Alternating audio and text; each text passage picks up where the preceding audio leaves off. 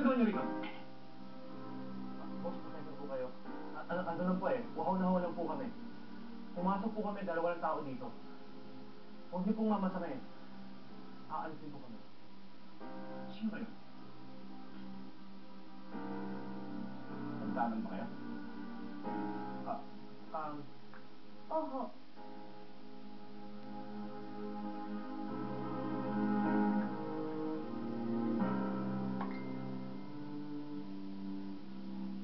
Kalahating milyon?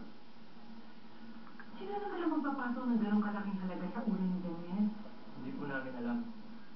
Kami siguro pwede dahil ang kasama niya, anak namin. Pero hindi ako naniniwala gagawin ni Daniel yun. Ang hindi ko talaga maintindihan. Sino naman at ano ang motibo ng tao na nagpatong ng ganong kalaking halaga kay Daniel? Ano pa?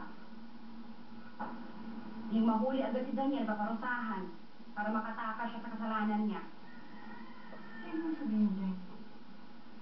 Ma'am, malamang. Kung sino man yung taong atat na mahuli si Daniel, siya talaga ang totoong pumatay kay Zane.